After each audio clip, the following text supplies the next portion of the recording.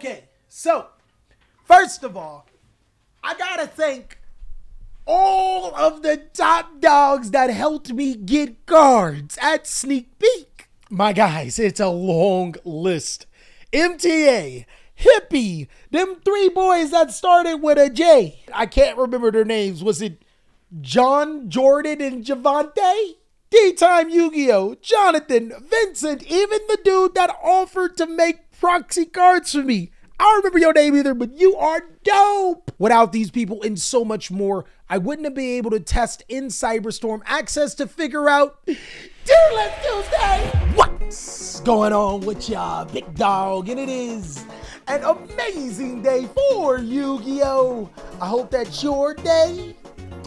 Phenomenal. But if it isn't, don't let what happened at the beginning of your day ruin the rest of your day. Seriously, dog, I know what you're thinking. You always say that every video. No, do not let what happens at the beginning of your day ruin the rest of your day. Say it out loud and breathe it into existence. One thing I know we're gonna breathe into existence is this meta tier list post Cyberstorm access. I'm just saying, Yu-Gi-Oh players can't get a break. We can't access the ban list. We can't access new cards until next week. Some of y'all can't even access a girlfriend. I'm kidding, big dog. I'm pretty sure in the Cyberstorm part of the world, you can access a girlfriend. Just make sure it's the girl you're looking for. In this meta tier list, I got 5 different categories to differentiate the meta changers all the way down to a real challenge. There's meta changer, guys. These decks are the best of the best, the cream of the crop. These strategies decide the Yu-Gi-Oh meta and what cards we play to counter them. Then there's the best Yu-Gi-Oh decks. One thing I want you guys to know is that there's no huge difference between meta changers and best decks. Meta changers is exactly what I said. The best decks are just really, really powerful decks in the meta. Could be considered tier 1 by some, could be considered very high tier 2 by others. Great potential are some strategies with just that. They came roaring into the meta and are looking to make some damage. Takes a really good pilot by no means is a bad Yu-Gi-Oh deck. It made this meta tier list for a reason. It's just gonna take a lot of brain power to be able to overcome a lot of the obstacles that are being presented in front of you. And lastly, if you're feeling really manly or womanly, a real challenge. Look, my guy, I thought getting in the bed with your mom was a real challenge, but she tucked me in real tight, and now I guess I'm your daddy. So, my guy, the criteria for this meta tier list is simple. We're going to be judging these strategies on how they play against some of the top Yu-Gi-Oh cards. Off the top of my head, there's Droll and Lockbird, a really, really powerful hand trap that's being played right now. Ghost Ogre and Snow Rabbit, which is extremely good inside of the meta.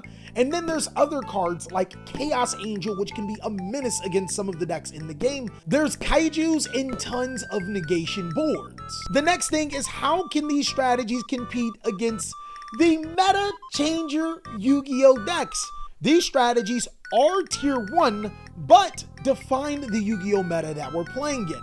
Let's start talking about them. What is considered one of the very best strategies in Cyberstorm Access is Super Heavy Samurai.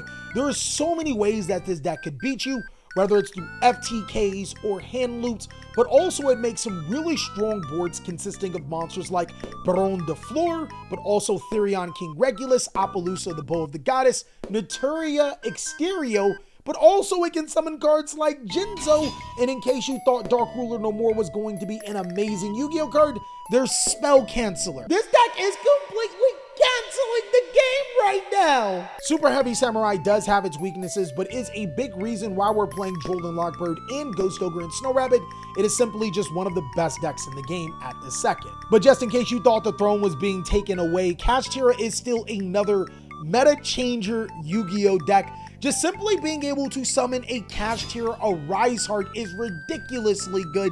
It's a walking macrocosmos that by itself disrupts so many decks inside of the game. But even when the game gets really simplified, summoning big body monsters like Finver to your side of the field to remove some face-up threats, Unicorn to check the deck, and then of course, there's still the zone locks and everything that it does. No. I'm not getting Vietnam flashbacks. I'm not.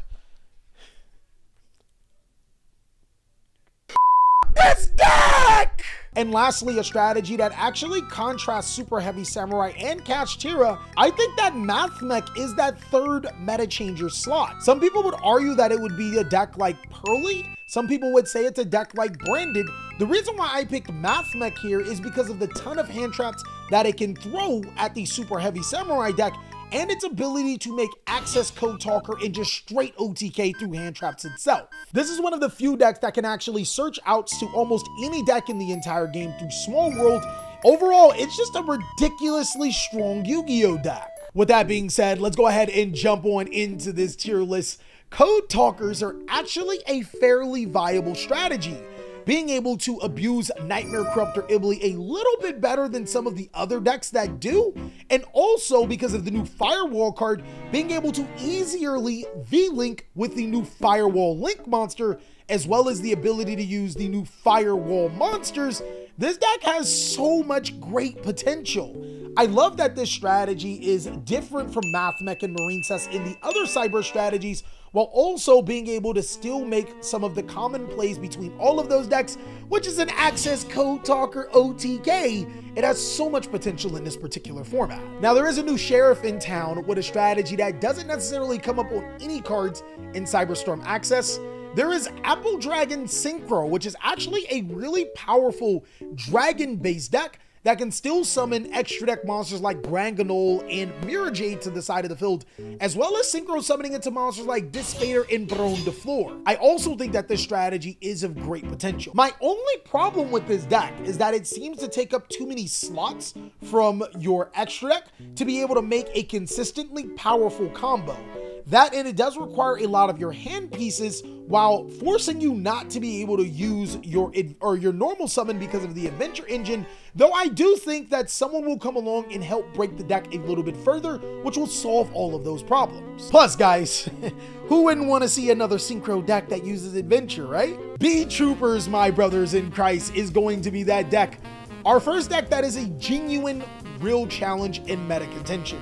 I'm not saying that Beat Troopers is a terrible Yu-Gi-Oh deck, but if you wanted to play life on hard mode, you got two options. You can be black or you can play this particular deck. Yu-Gi-Oh unfortunately has moved past what Beat Troopers is trying to do. Before, this was a Destiny Hero Phoenix Enforcer Turbo deck. Now, other strategies do everything else that it wants to do, but a little bit better. Now, there were quite a few players that said,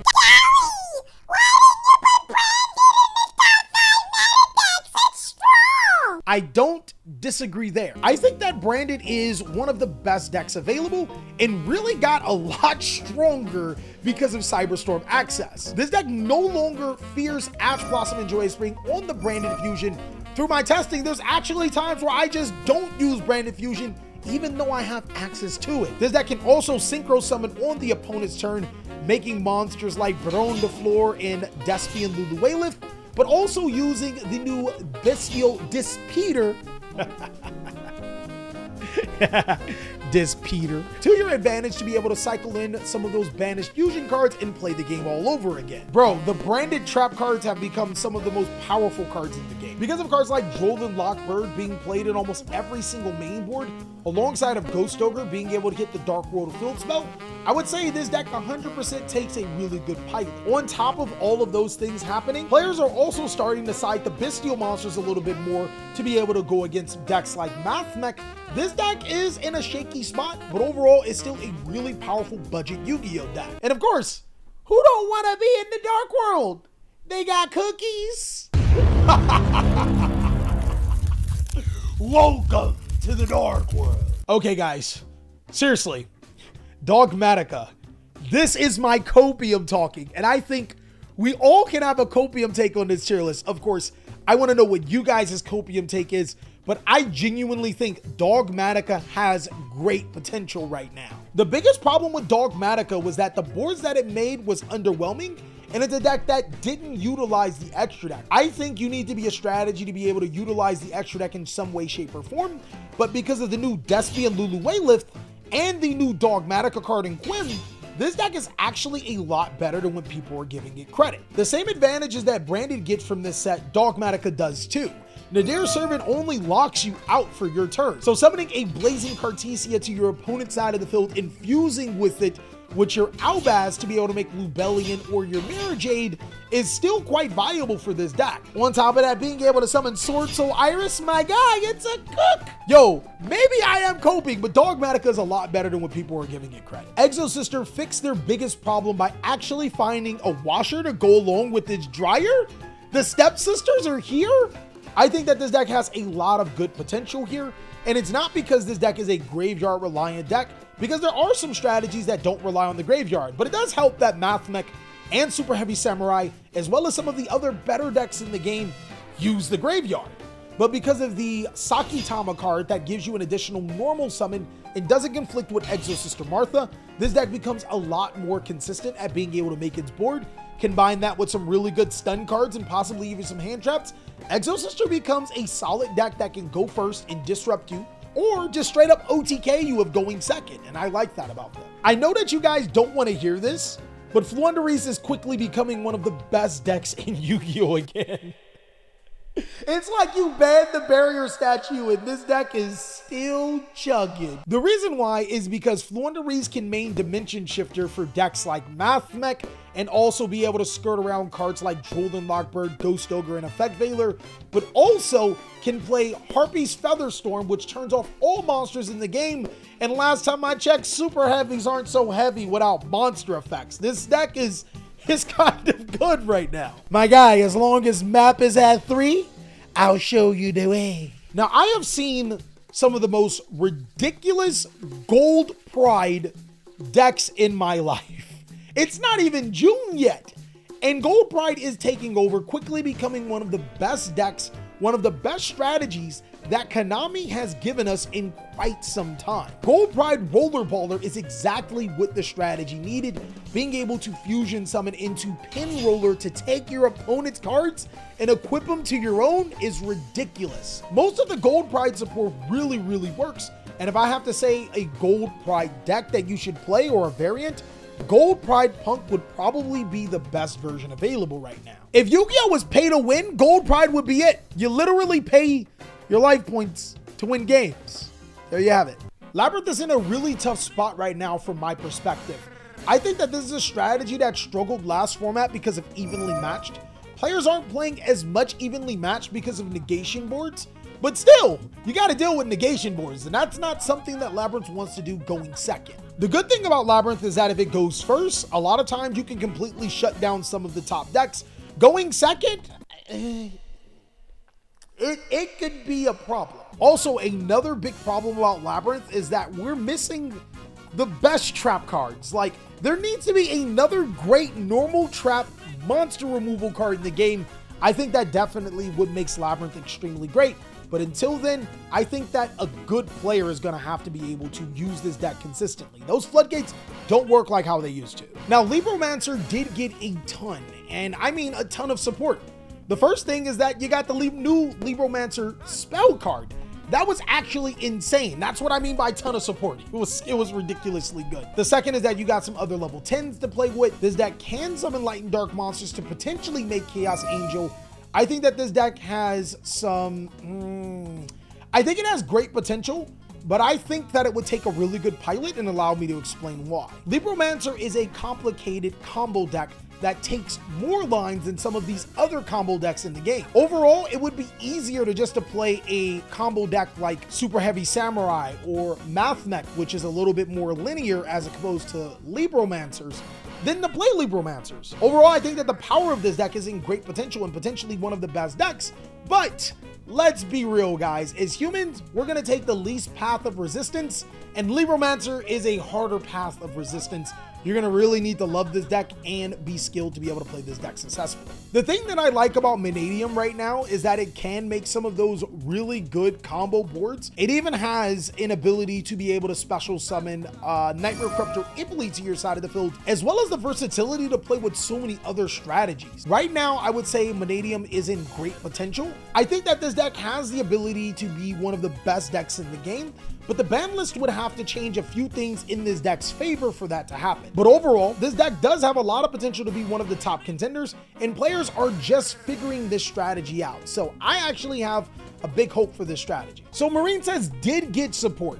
The new Ice Jade Khan monster gives this deck synchro potential. The bad thing is that it can't make Chaos Angel, which would be a win against a lot of decks. Drolling Lockbird is a card that could prevent it from searching, and Ghost Ogre is fairly problematic. I do think that this deck is still really good, but you have to know how to play through the outs of the current meta right now, as well as cards banishing everything you summon like Cast Your Rise Heart and potential Dimension Shifters. This is still a really powerful Yu-Gi-Oh deck, and with the correct pilot, I think it's tier 1 worthy. But overall, because of the circumstances that are going against you, you're gonna have to know how to play through these outs. So Naturia Strategies already needed a good pilot, and currently the best way to play it was Naturia Runic. Unfortunately, the hand traps in this format are not kind. Drolling Lockbird being able to prevent you from continuously searching and gaining your advantage through draw power. Then there's also Ghost Ogre and Snow Rabbit being able to destroy your Naturia Beast, which is a win con against a lot of top Yu-Gi-Oh decks. Also, players are playing Anti-Spell Fragrance, which ironically is really good against Super Heavy Samurai, but also doubles as really good against Naturia Runic. This is a strategy that is one of the better decks in Yu-Gi-Oh, but unfortunately, because of all of the stipulations that are going on right now, it is a deck that takes a really good pilot as you're going to be battling a lot. Now, Pearly actually has a really good way of dodging cards like Drolling Lockbird. Just activate all your spell cards in the draw phase, Forehead. You can't stop you if you're doing it that way. Purely overall is one of the best decks in the game. I think there's actually a lot of players that would argue that it's a meta changer Yu-Gi-Oh deck, and is the reason why Kaiju cards are just so popular. Because the deck is an Xyz focused deck, it can Santa Claus your opponent and then make a Divine Arsenal AA Zeus. But I think the biggest appeal for this strategy is its ability to be able to draw up to 6 cards from your deck to your hand and play a ton of hand traps and control the game. Also, this is a strategy that doesn't need to clear the Yu-Gi-Oh board to be able to OTK. All it needs to do is just summon the right Pearly monsters and activate the right spell cards, and it's GG's from there. Rika! This deck is built on being able to tribute your opponent's monsters, so almost everything is a Kaiju. They didn't get anything from the new set, and then there's cards like Ghost Ogre and Snow Rabbit to be able to stop the Konkon. I think outside of that, you're in a really good situation, but Ghost Ogre or disrupting the Rika Konkon is probably one of the worst things that can happen to your deck. While Appleworm Adventure Synchro is still a deck being tested on, I would say Dragon Link is still one of the better decks in the entire game. This can even incorporate a lot of the Apple Dragon Synchro cards, and with the new cards like Bestial Dispater as well as Chaos Angel, this deck can make some incredible boards and bounce back, but also does not care about a lot of your hand interruptions like Drolling Lockbird and Ghost Ogre. This deck can plow through them and still make some insane boards. Now, ironically, Sprite is one of the best decks in Yu-Gi-Oh! And it's one of the best decks in Yu-Gi-Oh! Because it almost ignores all hand traps in the game. We've already known Sprite to be really good against hand traps, and with players playing a ton of them, this can easily bypass a lot of those. I think the best version of Sprite would still be Sprite Melfi right now because of the layers of interruption that this deck can make. Plus, my guys, when you're an agent of Christ, who doesn't want to be double-crossed like 007?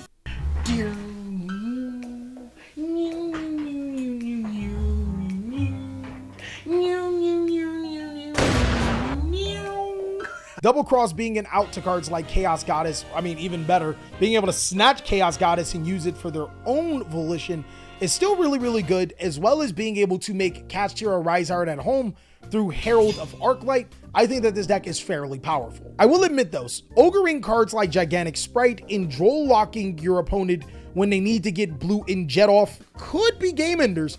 But overall, I think that this deck is hurt less because it can make Sprite red before all of that, and it can provide interruptions to the combo still a lot of times. Sword Soul got some new support from Cyberstorm Access. The new spell card is actually a lot better than what people are giving it credit, and players are testing out the new Apple Dragon card. I think overall Sword Soul has a lot of potential here. If it does test out the new Apple Dragon card, being able to use the new Synchro monster that is exclusive to us is on the table. That card's pretty cool.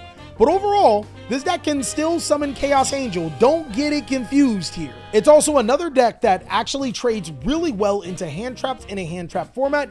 I actually think that it has a lot of great potential. It does need to morph past what we've been playing, but can be a really powerful deck into this format. Now, I really like the Teller Knight strategy, but as far as meta, I think that this is a really big challenge. Drolling Lockbird and Ghost Ogre and Snow Rabbit actually put in work, This deck has a hard time beating cards like Chaos Angel. It doesn't necessarily trade well into the format decks without a ton of interruptions in itself, but overall it's a really good deck that hasn't been figured out. And it does have a turn skip. That's pretty cool. I really hope later on down the line I'm visiting this and like, yo, I was wrong about this deck. It's a fairly good combo deck, but until then, I think it's a real challenge. Going second with Trap Tricks into a negation board.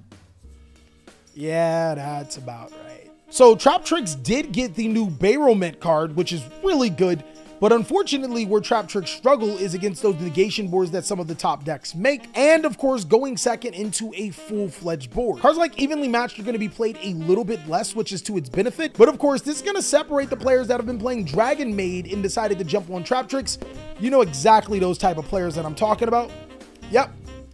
You guys with the interesting deck boxes and mats. From the actual players that understand Yu-Gi-Oh! And want to get better at the game. I actually do like that this deck can Dark Ruler and make Zeus, but you do sacrifice a lot of your combo pieces. And lastly is Tri-Brigade, a strategy that did get support inside of the new set as well. The new spell card actually does open up a ton of avenues. The only problem is you need to have a Link monster on the field first. I'm going to go ahead and start it off as a real challenge, though I do think that there is room for these two decks in the bottom to become a lot better. I'm going to still stick with a real challenges because right now a lot of the popular cards in the game are weighted against them. Plus, there's no dark level Tri-Brigade monster, right? There's no dark level Tri-Brigade monster and light level Tri-Brigade monster. That would, and if they made 10, that might be better. And that is all that I have for the meta tier list post Cyberstorm access. Of course, if you want to see more amazing content, you already know what to do. Check out these videos, and I'll catch you on the next one.